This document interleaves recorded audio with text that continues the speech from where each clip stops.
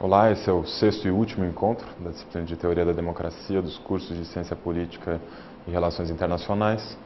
Bem, o que a gente viu até o momento? A gente fez uma reconstrução histórica aqui na disciplina, sobre as transformações da ideia de democracia, da definição de democracia, também das instituições democráticas. A gente fez todo aquele trajeto de Atenas, na Grécia Antiga, até as democracias de grande escala, representativas, contemporâneas.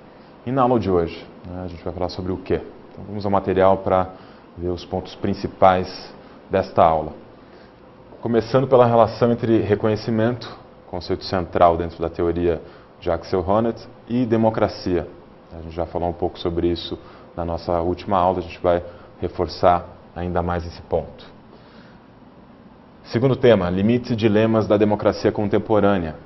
A gente viu que a democracia contemporânea tem uma série de potencialidades, mas também uma série de dilemas. Um dos principais dilemas é justamente a perda de legitimidade das instituições políticas mais tradicionais. É o caso dos partidos políticos, por exemplo, mas também do parlamento, do poder executivo, ou seja, uma perda de responsividade do sistema político democrático como um todo. Como a gente pode trazer, então, um conceito como de luta por reconhecimento para jogar luz sobre essa perda de legitimidade da democracia contemporânea. Então, esse é o segundo tema da aula de hoje. E um terceiro tema, bastante atual, é o de movimentos sociais e luta por reconhecimento. Será que a gente pode encontrar aqui uma chave, ou seja, nos movimentos sociais, na sociedade civil organizada, para tentar achar uma solução, uma saída para esse déficit democrático das nossas instituições políticas formais, como é o caso, por exemplo, do parlamento e dos partidos? E, por último, a síntese da aula de hoje. Bem, então a aula de hoje vai funcionar como um reforço de alguns pontos que a gente já viu ao longo da disciplina, mas focando sobretudo a relação entre movimentos sociais, luta por reconhecimento e legitimidade democrática. Bom estudo a todos.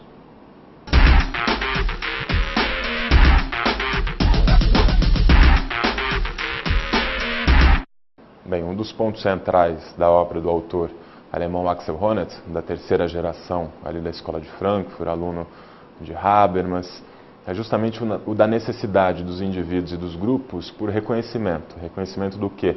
Da sua identidade, da sua singularidade. Temos todos uma imagem de si, cunhada, formada aí no seio familiar. O amor é uma das fontes do reconhecimento, na solidariedade social, as funções que a gente cumpre dentro da estrutura social, pelo direito, adquirindo um status de cidadão, sendo reconhecido, portanto, como cidadão.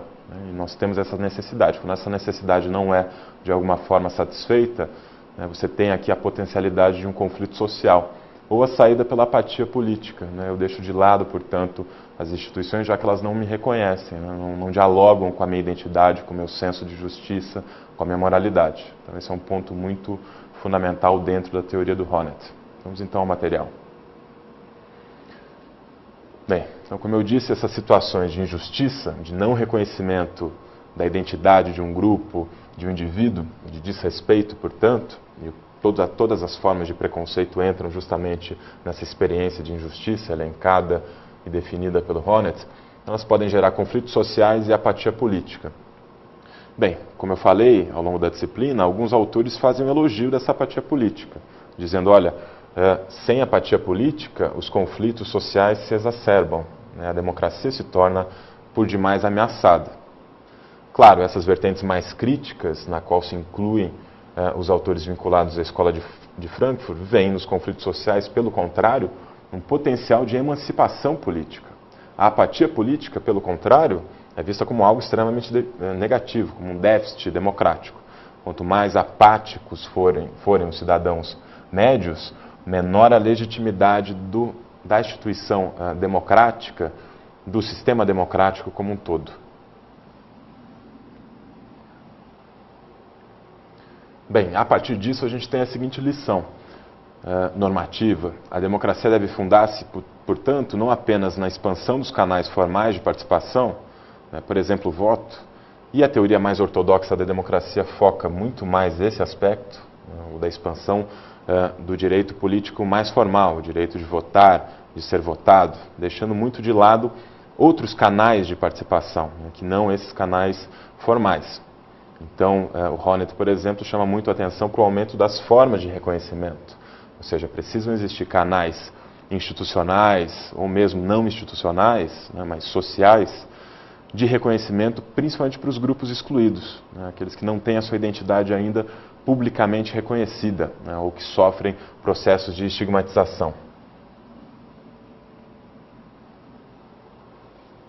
É por meio do reconhecimento dessa identidade social e do valor dessa identidade, principalmente desses grupos historicamente excluídos. A gente pode elencar uma série de grupos, né, dos negros, as mulheres, passando pelos indígenas, pelos homossexuais e assim por diante, que as instituições democráticas podem ganhar legitimidade e aumentar a participação cidadã. Vamos explorar um pouco esse ponto. Bem, se a gente olha para a política democrática do século XIX, a grande luta daquele momento foi a da expansão dos direitos políticos formais, ou seja, do direito de formar uma associação política, um partido, do direito de conseguir uma representação específica dentro do parlamento, do direito de votar, de ser votado. Essa luta se concentrou sobretudo tendo como protagonista a classe operária, os trabalhadores. Então essa expansão dos direitos políticos ainda estava muito centrada em questões ocupacionais, profissionais, né, questões de classe, basicamente. A principal forma de luta coletiva dessas classes, para além dos partidos, eram também os sindicatos. Então, sindicatos e partidos marcavam a forma de organização política ali no século XIX. A expansão do sufrágio, ou seja, do direito de votar, a essas classes operárias, trabalhadoras, foi a grande conquista desses movimentos mais tradicionais, digamos assim. Mas algo que ficou de fora, ou pelo menos que só virou uma questão de fato pública mais tarde, já no final do século XIX e principalmente no século XX, foram outras identidades para além dessa identidade propriamente ocupacional, profissional, a de operário, a de trabalhador manual.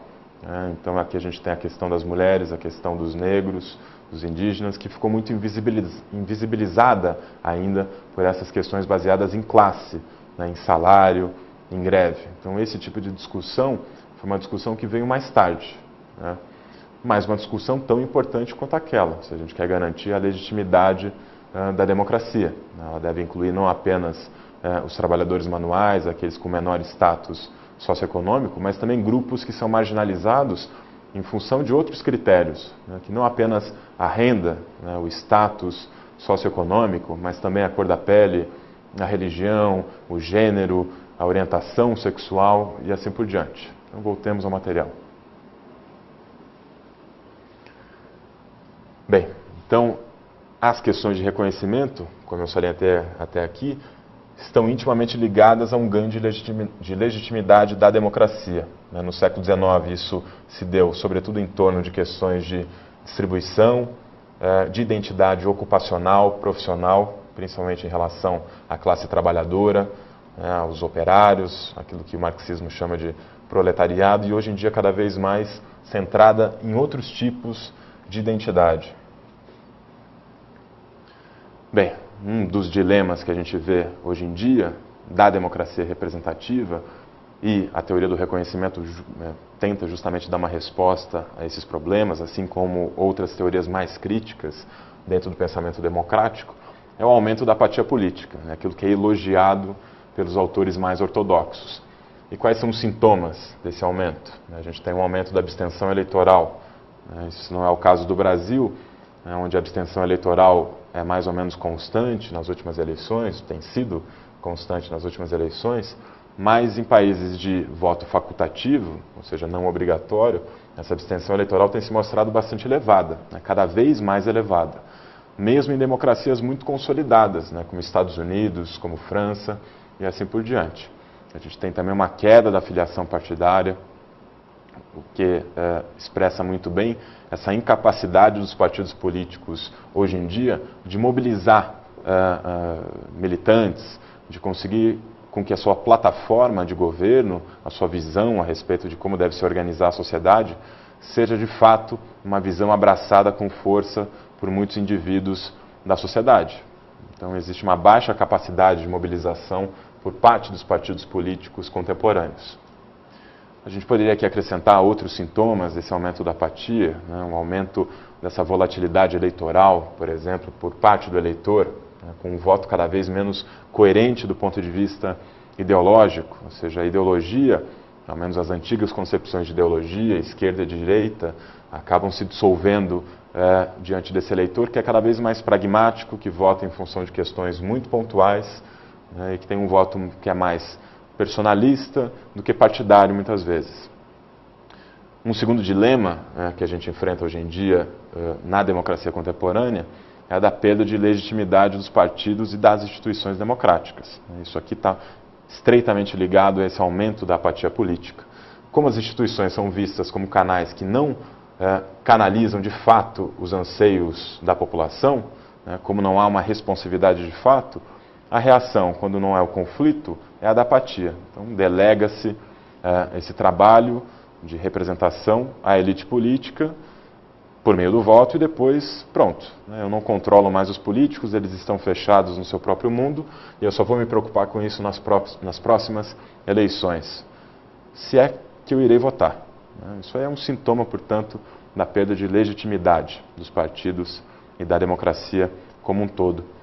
Um terceiro elemento importante, que caracteriza muito bem esses dilemas atuais, é o da política como propaganda e como marketing. A gente falou um pouco a respeito disso numa aula passada, ou seja, como os partidos não conseguem mais mobilizar o eleitorado como o faziam em outras décadas, principalmente antes dos anos 80, antes dos anos 60, quando ainda existiam partidos de massa, como a teoria chama, ou seja, aqueles partidos que, muito mais do que organizações políticas, eram sobretudo organizações culturais, enraizadas na vida social de um país, de uma região, como principalmente os partidos de esquerda eram em vários países da Europa, na Itália, na França. Hoje em dia a gente tem partidos com um cunho muito diferente desse. Os partidos estão mais afastados da sociedade civil, são menos responsivos à sociedade civil, a capacidade de mobilização diminui e os partidos acabam se adaptando a essa nova condição. Eles se tornam uma espécie de agência publicitária. O momento da eleição é o momento mais relevante. O trabalho dos partidos entre as eleições costuma ser muito afastado, portanto, da sociedade. Então, no momento da eleição, eles se tornam uma verdadeira agência publicitária e são contratados publicitários, inclusive do mercado econômico, comercial comum, justamente para vender esses serviços e bens políticos a um eleitor que é cada vez mais um eleitor espectador, um eleitor consumidor, que não tem um vínculo ideológico forte com uma posição ou com um partido específico. Então, ele tem que ser seduzido a cada nova eleição. A gente tem, portanto, menos uma democracia de partidos e mais uma democracia de público, de espectador, como dizem cientistas políticos como Bernard Manin, por exemplo. Então, voltemos ao material. Então, uma das principais características é esse aspecto extremamente televisivo, espetacular da política contemporânea. Uma política como propaganda, como marketing. Bem, mais um problema, mais um limite, dilema da democracia atual, diz respeito, portanto, ao aparecimento cada vez maior de lideranças carismáticas. Ora, se os partidos políticos não cumprem mais o papel de organizar as preferências políticas, se eles não são mais forças mobilizadoras, como eram em outros momentos, embora a gente possa discutir se isso se aplica ao Brasil, se a gente já teve um partido com alguma característica próxima de um partido de massa, mas o que a gente vê em todas as democracias consolidadas, não apenas no Brasil, é o aparecimento cada vez maior dessas lideranças carismáticas. A gente pode ver, por exemplo, a inserção na política de ex-artistas, de cantores, de comunicadores sociais. Essa não é apenas uma tendência brasileira. É uma tendência também de outros países, nos Estados Unidos, na Europa. Elas vêm aqui preencher esse vazio deixado pelas organizações partidárias. E os partidos fazem uso também desses puxadores de voto, esses indivíduos que já adquiriram uma notoriedade fora da política. Mais uma característica, mais um limite e dilema da democracia atual é o papel dos meios de comunicação, como principal interface entre a política e o cidadão comum. Isso aqui está estreitamente conectado a essa nova função dos partidos como espécies de agências publicitárias, né? Vamos explorar um pouco mais essa questão. Bem, os meios de comunicação de massa são uma peça central do jogo político partidário atual. A gente deposita tanto nossas esperanças quanto nossos receios nos meios de comunicação. A gente viu que com a teoria deliberativa, por exemplo, proposta por Jürgen Habermas, os meios de comunicação são fundamentais para uma esfera pública forte.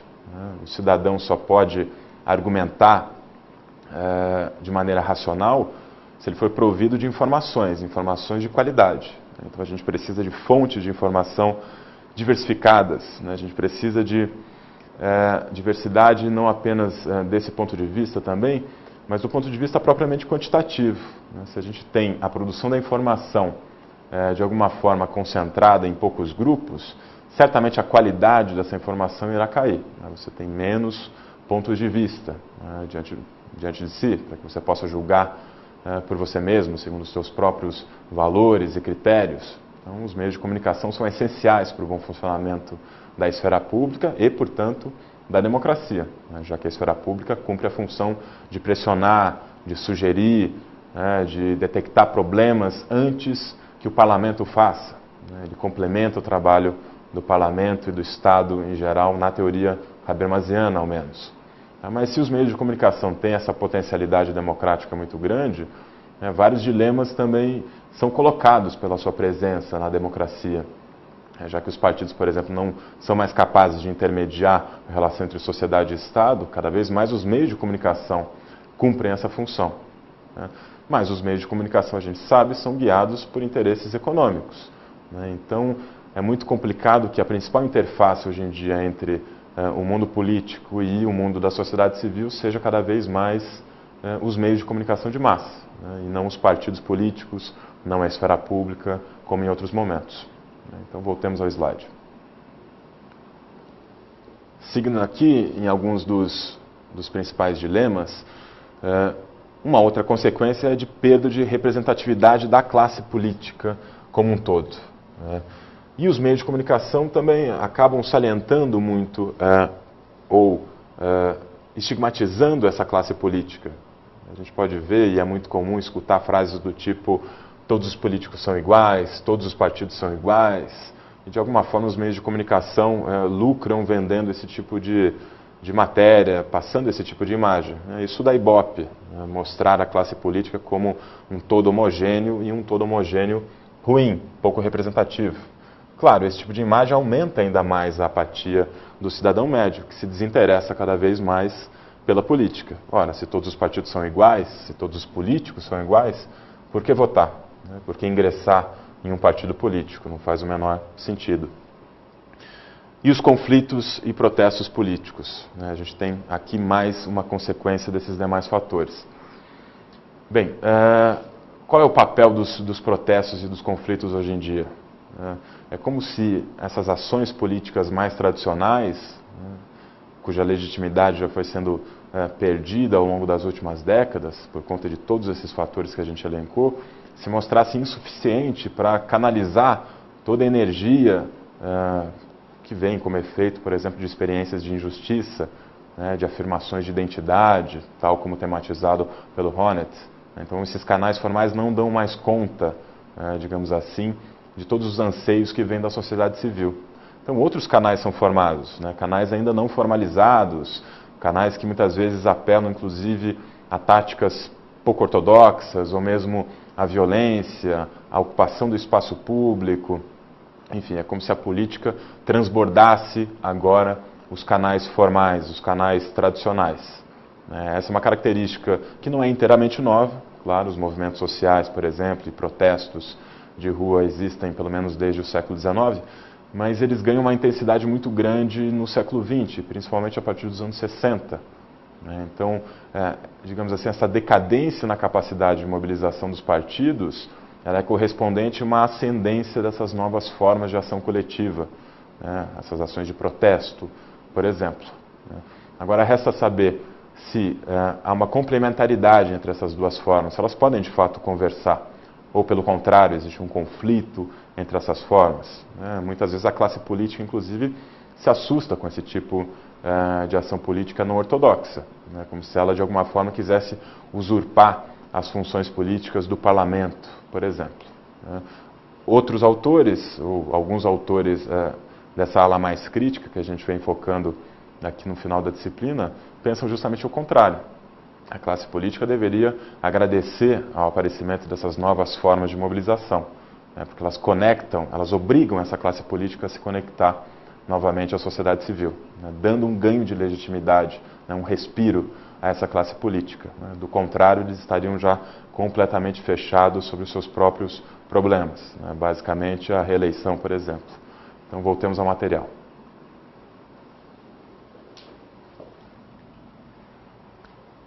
Inovações na luta por reconhecimento.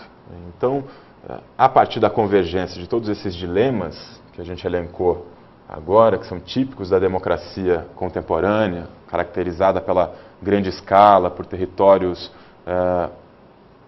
grandes territórios baseados em estados nacionais, né? A gente não fala mais aqui na polis, na cidade, como espaço da democracia, mas sim no estado nacional, uma democracia agora representativa. Os principais dilemas têm a ver, sobretudo, com a exacerbação dos conflitos sociais e da apatia política. Né? E quais são as inovações, então, que tentam preencher essas lacunas? Em primeiro lugar, os movimentos sociais, que a gente já vem citando ao longo das últimas aulas, e a ideia de uma sociedade civil organizada, ou seja, do conjunto desses movimentos sociais, desse tecido associativo e de cooperação entre os indivíduos que estão fora dos canais formais de participação política e de organização política, surge uma sociedade civil organizada que é capaz de fazer frente, de pressionar, de controlar aquilo que o Habermas chama de um sistema administrativo, o Estado, de confrontar, por exemplo, a lógica do mercado econômico, né, dessa sociedade civil organizada, que é um conceito muito próximo de esfera pública. A gente teria, portanto, uma reaproximação entre esses dois mundos, um controle maior desse mundo da vida em relação ao sistema. Bem, agora vem a questão, né? Será que a relação entre partidos políticos e parlamento é uma relação mais de tensão, ou seja, de conflito, ou de complementaridade? Vamos explorar um pouco esse ponto. Bem, tradicionalmente, os partidos políticos têm sido, desde o século XIX, a principal forma de reivindicação de um grupo, de um segmento. Lá no século XIX, esses segmentos costumavam ser segmentos ocupacionais, né, que ocupavam um lugar muito claro dentro da estrutura ocupacional, por exemplo. Né, a classe operária, os empresários, os grandes proprietários de terra, os agricultores e assim por diante. Né. Mas, claro, já existiam outras formas de mobilização, de reivindicação de interesses, de reivindicação pelo reconhecimento identitário e assim por diante. Né. Movimentos sociais já existiam no século XIX.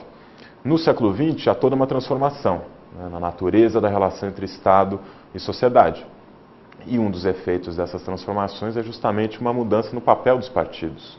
Os partidos ocupam ou cumprem pelo menos 3 funções básicas. Eles devem mobilizar a população, eles devem organizar o processo eleitoral e o comportamento legislativo dentro do parlamento. Os partidos são responsáveis por tornar esse processo mais racionalizado, mais previsível, evitando que as votações dentro do parlamento, por exemplo, sejam imprevisíveis demais, como se cada parlamentar votasse de acordo com o seu próprio interesse privado, individual. Então, os partidos organizam esse processo, dão previsibilidade e, portanto, aumentam a governabilidade de todo o sistema. E uma terceira e última função dos partidos, além de mobilizar, organizar o trabalho legislativo, é o de composição de governos, compondo ministérios, por exemplo. Ora, os partidos têm muito mais se dedicado a essas 2 últimas funções do que a primeira. A primeira tem sido relegada. E, de alguma forma, os movimentos sociais têm aproveitado esse espaço, esse vazio, justamente para mobilizar a população, e para trazer identidades e lutar para o reconhecimento para essas identidades, coisa que os partidos políticos sempre foram inábeis demais para realizar. Então, desse ponto de vista, há mais complementaridade entre movimento social e partido do que o oposto. Os partidos, inclusive, se apoiam em movimentos sociais para mobilizar a população, para chegar a pautas às quais eles não chegariam por conta própria. né, pela própria natureza organizativa, mais burocratizada, mais oligarquizada dos partidos políticos. Os movimentos sociais são mais horizontais, eles são mais fluidos, mais informais por definição, e, portanto, mais aptos a captar essas questões que o sistema político formal não é capaz de detectar. Então, nesse ponto, a gente tem complementaridade. E os movimentos sociais dependem também dos partidos, né? Os partidos são aqueles que compõem os governos. E, justamente, o objetivo do movimento social é transformar uma bandeira, uma pauta, qualquer que seja ela, pode ser a diminuição da tarifa do transporte coletivo, pode ser a aprovação de uma lei que reconheça os direitos de uma minoria específica, enfim. Para isso, eles precisam se apoiar em partidos, se apoiar em políticos profissionais, na classe política, para institucionalizar suas demandas, para transformar essas demandas em leis e em políticas públicas. Esse é o grande objetivo de um movimento, influenciar as políticas públicas. Precisa passar, portanto, pelos partidos, que monopolizam a representação política. No Brasil, basta pensar que você não pode se candidatar a um cargo público se você não for filiado a um partido político. Então, existe aqui uma complementaridade. Movimentos precisam de partidos e partidos políticos precisam de movimentos. Vamos ao material. Uma última questão importante. Então, a gente falou aqui a respeito dessa tensão entre essas duas formas de ação coletiva, a forma partido e a forma movimento social, a sociedade civil organizada. E um último ponto importante nessa discussão é a diferenciação entre questões redistributivas e questões de reconhecimento identitário. Tá? Agora há pouco eu falei sobre as reivindicações, ou a forma de reivindicação política típica do século XIX, por exemplo. Aquela baseada em partidos operários, em sindicatos, trabalhando sobretudo com questões relativas à distribuição de recursos, né? Questões de salário, de greve, de melhoria de condições de trabalho e assim por diante. Ora, o século XX, ou pelo menos desde o final do século XIX, mas principalmente no século XX, essas questões redistributivas, como a gente chama, de alocação de recursos econômicos, salariais, previdenciários, por exemplo, têm dado cada vez mais lugar a questões de reconhecimento identitário, né, que lá no século XIX ficaram um pouco esquecidas. Né. O que significa isso, reconhecimento identitário? Pense, por exemplo, no movimento das mulheres nos Estados Unidos, que acaba dando base depois para o movimento feminista também, já no século XX, trazendo questões que não são mais questões apenas ligadas à ocupação, a salário, a questão dos operários, por exemplo, mas a questões ligadas muitas vezes não mais ao espaço público simplesmente, mas ao espaço privado, né? Relações de dominação dentro da família, a posição subordinada da mulher dentro da família e, por consequência, no espaço público, né? Sem direito político de voto, de elegibilidade, por exemplo. Pensemos em mais outros exemplos, os negros, que a gente já enfatizou aqui também, um importante movimento social a partir dos anos 60, a questão dos homossexuais, também tentando de alguma forma ter a sua identidade reconhecida, tentando inverter o estigma que foi imposto historicamente a esse grupo. Enfim, questões de comportamento, de identidade, se tornam questões extremamente relevantes na política contemporânea. Isso aqui tem muito a ver, e é um sintoma, uma expressão, né, da centralidade que os movimentos sociais têm na política atual.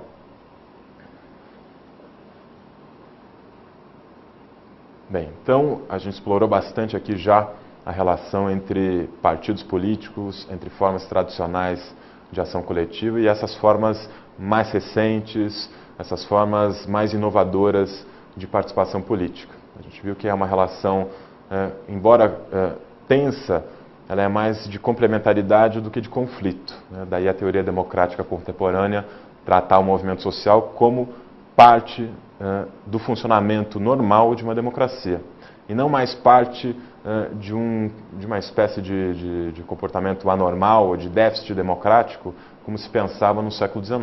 Né? Movimentos sociais e democracia combinam hoje em dia na teoria democrática.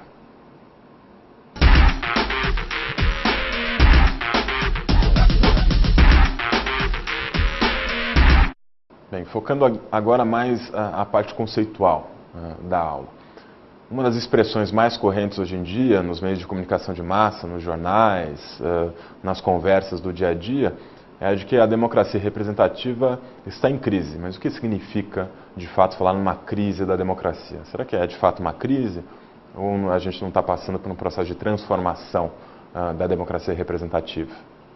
Essa é uma discussão bastante atual. Existem autores que preferem falar em transformação e não em crise. Então, vamos ao material. Bem, em primeiro lugar, antes de definir o que seria essa crise dos partidos, sobre as quais a gente já falou bastante, o que é de fato um partido, como definir um partido político? Esse é um conceito fundamental para se compreender o funcionamento democrático. Então, partidos são organizações que devem canalizar os interesses e anseios dos diferentes grupos sociais e levá-los à esfera política. Então, os partidos são responsáveis por organizar preferências, tá, e levar essas preferências na forma de um manifesto, na forma de um programa de governo, à esfera política, ao parlamento, ao poder executivo, na esperança de que tudo isso se transforme em políticas públicas, em leis. Essa é a principal função dos partidos. Mas esses partidos estão em crise, estão em crise sobretudo por conta dessa incapacidade de mobilização. Então os partidos continuam sendo peças centrais no jogo político estrito sensu, ou seja, no momento da eleição, já que, ao menos no caso do Brasil, eles monopolizam o direito a se candidatar, e no momento de compor, de organizar o processo legislativo, torná-lo mais previsível, e de compor governos, ministérios. Mas, justamente naquela função, que é a função mais tradicional dos partidos, que é a de mobilização, de canalização de interesses, bem, aqui tem se perdido essa ligação entre sistema partidário e sociedade civil. Essa perda de legitimidade da democracia como um todo, que se expressa muito justamente nessa ideia de uma crise democrática, vem justamente daí. Os partidos estão cada vez mais desconectados, a capacidade de mobilização é cada vez menor.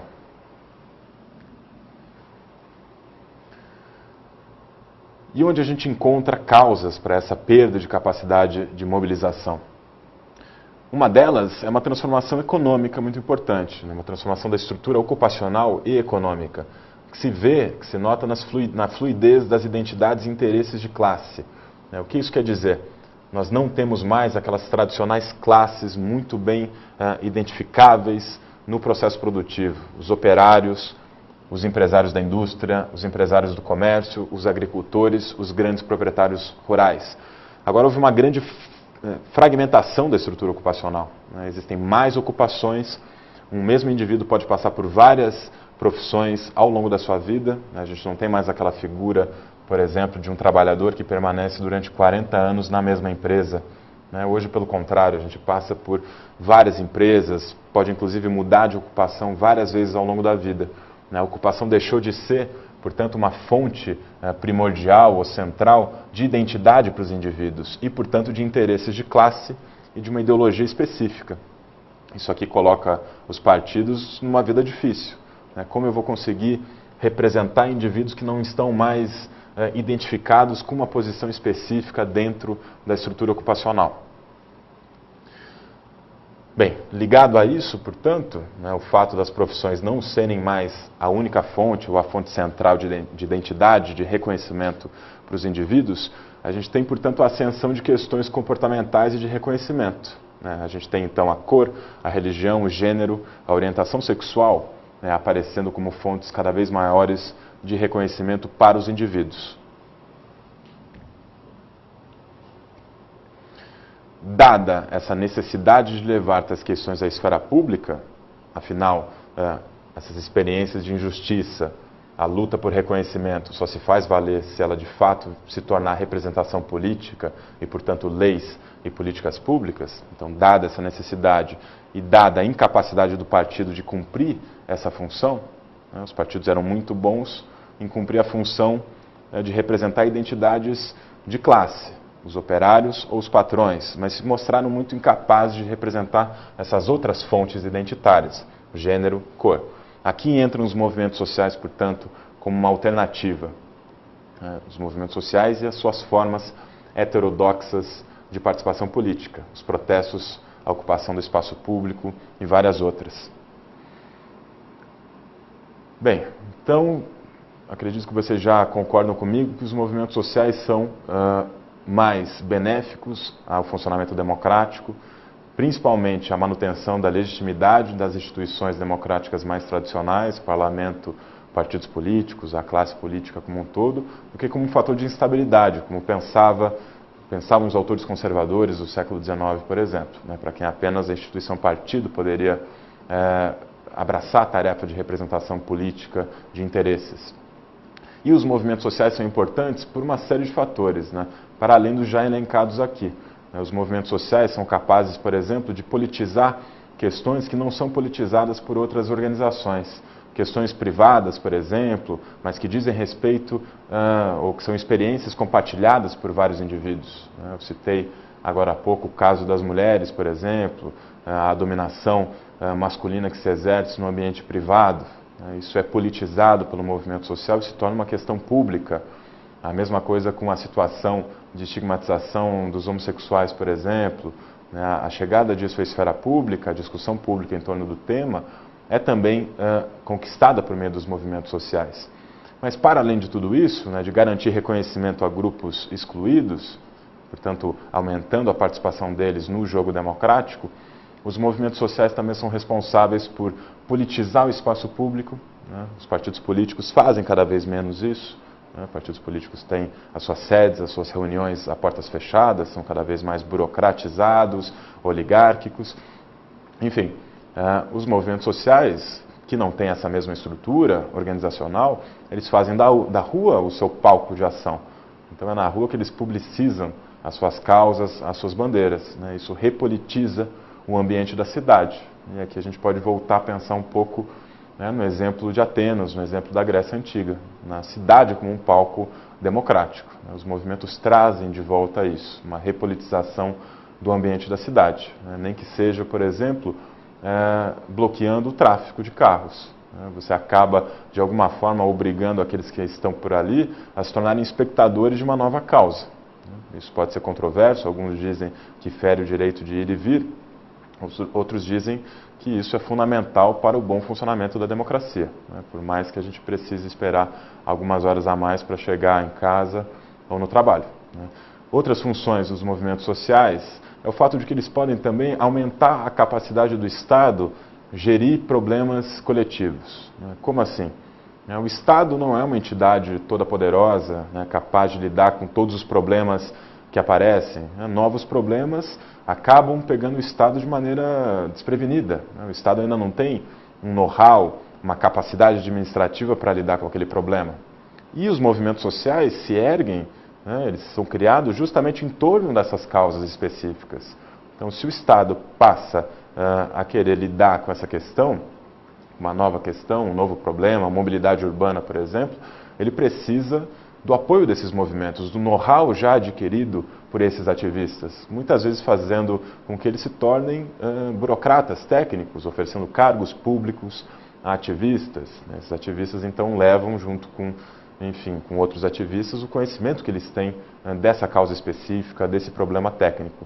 Isso aumenta a capacidade estatal de gerenciar esses novos problemas para os quais os quadros do Estado não estavam ainda preparados. Então essa é mais uma função dos movimentos. Vamos dar uma olhada no slide de novo.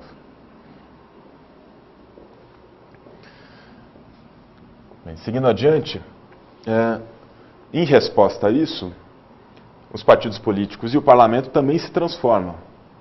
Eles não ficam parados diante dessas transformações no jogo democrático contemporâneo. A gente vê muito bem isso nos partidos tentando justamente abraçar esse novo tipo de bandeira, esse novo tipo de causa e a trazer a política propriamente identitária e não apenas redistributiva para a ordem do dia. Então a gente tem aqui o aparecimento de bancadas religiosas, de bancadas que se especializam em direitos de minorias e assim por diante. Existe uma especialização hoje em dia na organização partidária e na ação dos partidos no parlamento.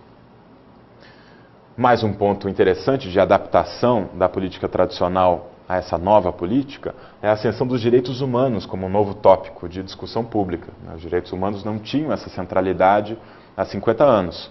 Hoje em dia é extremamente relevante o papel de uma comissão parlamentar de direitos humanos, por exemplo. Os partidos políticos disputam o cargo de presidência numa comissão desse tipo, porque os direitos humanos são extremamente relevantes hoje em dia, né, principalmente do ponto de vista dos meios de comunicação.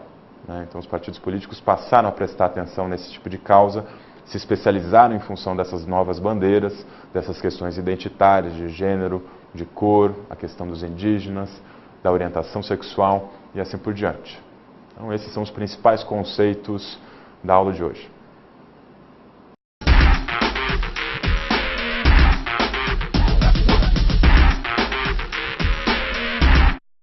Bem, então, vistos os conceitos centrais dessa discussão, a gente pode pensar agora como aplicar na prática, como operacionalizar esses conceitos para compreender as realidades concretas do mundo contemporâneo. Vamos dar uma olhada então no slide. Bem, então, o atraso e a falta de habilidade dos partidos em lidar com essas questões de reconhecimento, e a gente já viu uma série de exemplos disso, fomenta a proliferação de movimentos sociais, né? Uma tendência a preencher essa lacuna, esse vazio deixado pelas organizações políticas mais antigas, mais tradicionais. Um momento histórico de grande proliferação dessas novas formas de ação coletiva é, sem dúvida, a década de 1960, né? Principalmente nos Estados Unidos. A gente tem ali o movimento negro, feminista, homossexual. Aqui a gente tem um exemplo disso, um exemplo concreto de um movimento social extremamente importante, que foi o movimento negro estadunidense. Uma das bandeiras, um dos lemas, melhor dizendo, desse movimento é a ideia de que black is beautiful, ou seja, ser negro é bonito. O que isso quer dizer, né? Qual que é o sentido político dessa discussão? Ora, o sentido político aqui é justamente o de inverter um estigma. Por exemplo, pensem em toda a estigmatização sobre o fenotipo dos negros, sobre o cabelo, né? Tido, é um cabelo ruim, por exemplo. Ora, o penteado Black Power, né? Aquele cabelo extremamente grande, ostentando justamente as suas características, é justamente uma resposta a isso. Ora, então, já que essa característica é estigmatizada por vocês, a gente vai ostentá-la ao máximo, né? O Black Power é justamente, digamos assim, uma homenagem às características identitárias negras. E o movimento negro politiza isso, invertendo esse estigma. E a expressão Black is Beautiful sintetiza muito bem isso. A gente tem aqui na foto a Angela Davis, que é uma ativista bastante conhecida desse movimento, discursando num protesto de rua, numa manifestação de rua.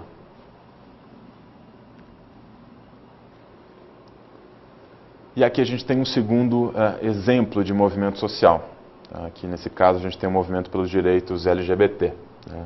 Movimento de gays, lésbicas, bissexuais, transexuais e simpatizantes. Nesse caso a gente tem uma foto mostrando a Avenida Paulista, em São Paulo, né? Durante uma manifestação pelos direitos de gays, lésbicas, bissexuais, transexuais e dos simpatizantes e grupos que apoiam essa causa. Isso aqui é um exemplo muito bom de ocupação do espaço público também, né, de politização do espaço público, a utilização dessas grandes avenidas, das praças públicas, né. Isso aqui mostra também muito bem como o desenho urbanístico da cidade ele pode privilegiar, facilitar a atividade democrática ou, ao contrário, pode neutralizá-la, né. A inexistência de praças ou a destruição de uma praça pública representa um lugar a menos para que os movimentos sociais possam se reunir, para que as pessoas possam deliberar, possam publicizar suas pautas. Então, praças públicas são, como já diria Habermas, na sua teoria a respeito do surgimento da esfera pública, elas são um palco democrático, né, assim como são as grandes avenidas e o espaço público urbano em geral. Né. Então, os movimentos sociais são responsáveis por repolitizar esses espaços, né, como se fazia, por exemplo, lá no século XVIII, enfim, nas primeiras cidades, nas grandes metrópoles como Paris, como Londres, como Amsterdã e assim por diante. Então, o desenho urbanístico também tem uma relação com a atividade democrática e os movimentos sociais usam muito bem isso, né, para publicizar as suas pautas.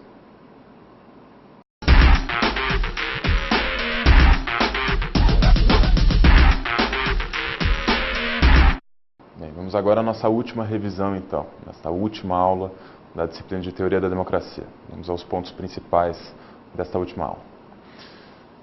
Bem, o que a gente viu de mais importante aqui? Nós elencamos uma série de limites, de dilemas da democracia atual.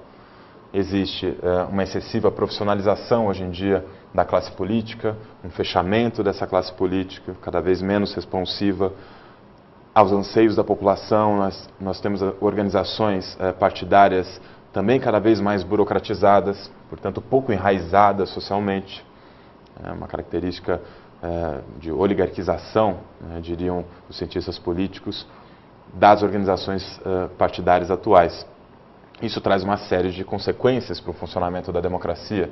Ora, a democracia, desde a sua origem histórica e na própria palavra, ela traz a ideia de que é um regime político cujo povo é a principal influência no processo decisório, e no estabelecimento de políticas públicas, governo do povo, demos mais Kratos.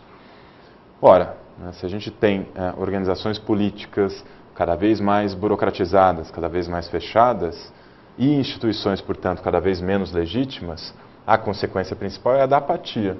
E a apatia é justo o oposto da atividade democrática, ao menos se a gente partir de um marco teórico mais exigente de democracia.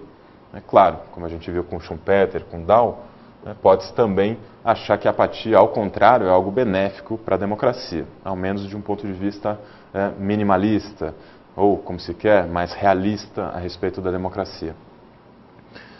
O segundo ponto enfatizado aqui foi o da crise dos partidos e dos parlamentos. Eu comentei sobre quais são as principais funções dos partidos. Os partidos devem canalizar os anseios sociais, organizar as preferências e levar essas preferências até a esfera decisória, onde isso pode virar lei, pode virar política pública.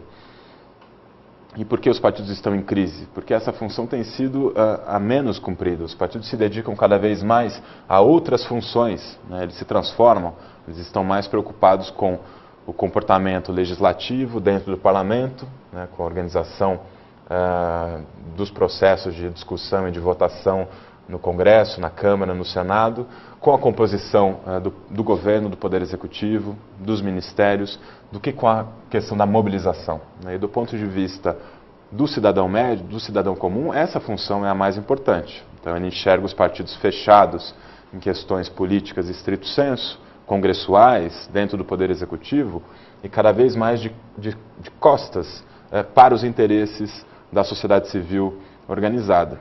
Isso pode ser entendido como uma crise, portanto, dos partidos, ou ao menos dessa função específica que eles exercem. E o parlamento como um todo entra em crise. O parlamento, historicamente, deveria ser a instituição que representa os anseios da população junto ao Estado. Bem, se os partidos não canalizam esses interesses, se eles se burocratizam, se oligarquizam, se afastam das suas bases, é claro que o parlamento também vai perder responsividade e, por consequência, legitimidade. E aqui entra a discussão sobre os movimentos sociais. Na lacuna justamente deixada pelos partidos, na falta de responsividade do parlamento, os movimentos sociais aparecem como uma organização fundamental, menos oligarquizada, menos formalizada, para canalizar principalmente essas novas bandeiras, esses novos problemas que o governo, o Estado, os partidos não foram capazes ainda de detectar. Então, os movimentos sociais cumprem hoje uma função muito importante no jogo político prático. E a teoria democrática também abraçou isso. Os movimentos sociais deixaram de ser vistos, como a gente comentou, como fatores de instabilidade política, de irracionalidade das massas ou coisa assim, e passou a ser visto como um pilar fundamental para o bom funcionamento da democracia. Então vamos ver só o último detalhe aqui do nosso slide. O último ponto da revisão é a relação entre democracia e reconhecimento. A gente viu que no século XX, diferente do século XIX, portanto, as questões identitárias, uma política identitária, acaba convivendo cada vez mais com políticas propriamente redistributivas, ou seja, a gente não discute mais apenas salário, condições de trabalho, renda, mas também identidades, ou seja, a gente discute cada vez mais reconhecimento, para trazer aqui o conceito central da teoria do Honneth. E o reconhecimento é cada vez mais importante, cada vez mais abraçado pelos movimentos sociais, e os próprios partidos políticos também se reorganizam em função disso, né? Eles se especializam em questões, formam grupos de trabalho específicos para lidar com a questão dos jovens, com a questão das mulheres, com a questão dos negros, dos homossexuais. Ou seja, os partidos também respondem a essas inovações, né, em matéria de bandeira, em matéria de ação política por parte dos movimentos. Então, a gente pode dizer que movimentos sociais e partidos, embora essa relação seja bastante tensa, questões distributivas ou redistributivas e questões identitárias, elas se complementam, né, se fundem na política democrática contemporânea. Bem, essa foi a disciplina, portanto, transcorreram-se 6 encontros, né, a gente viu bastante coisa, a gente começou fazendo essa recuperação histórica da democracia, né, partindo lá de Atenas, procurando elucidar o sentido etimológico do termo, o porquê dessa difícil definição, né, porque a gente usa a mesma palavra, no caso democracia, para se referir a experiências históricas que são muito diferentes, né, a da Grécia Antiga, numa sociedade política de pequena escala, a das democracias contemporâneas, na grande escala, os estados nacionais. Depois a gente viu como esse debate dentro da teoria da democracia é também muito rico, com várias tendências. Então tudo isso ajuda a embaralhar muito a definição do que seja democracia, né? Mas a gente conseguiu, creio eu, estabelecer aqui alguns fios condutores, né, mapear ao menos esse debate, mostrando a visão dos autores mais ortodoxos, mais conservadores, podemos dizer, e de autores mais críticos, que defendem uma democracia mais substantiva, que são acusados pelos primeiros de utópicos, né? O Honneth, o Habermas, a teoria deliberativa, que a gente focou mais nas últimas aulas, encaixam-se justamente nessa última vertente, mais substantiva de democracia, tentando pensar de alguma forma para além dos limites institucionais típicos da democracia representativa atual, né, para além dos partidos, para além do parlamento, enfatizando sobretudo o papel da esfera pública, dos meios de comunicação, como uma forma de controle sobre essas instituições políticas formais, tradicionais, né, e o papel dessas formas menos ortodoxas de ação política para levar bandeiras que até então não haviam sido de fato publicizadas no espaço público, na esfera pública. Então, hoje em dia a teoria democrática é um campo rico de pesquisa, né? Eu espero que vocês tenham se inspirado, pensado numa pesquisa própria para cada um de vocês, né? Que vocês possam aprofundar o conhecimento em algum desses autores, né? São vários autores, a gente falou desde Schumpeter e Dahl, passando pelos autores da Escola de Frankfurt, Adorno, Horkheimer, o próprio Habermas, até chegar no Axel Honneth. Então, existe um mundo extremamente rico de autores dentro da teoria democrática. E a democracia é, certamente, um dos pontos centrais a serem discutidos no século XXI. Qual vai ser a forma da democracia neste século em que a gente está vivendo? Certamente não vai ser a forma da democracia no século XX, nem a forma da democracia no século XIX. A gente ainda está assistindo a essas novas transformações. Então, obrigado pela atenção e continuem os estudos.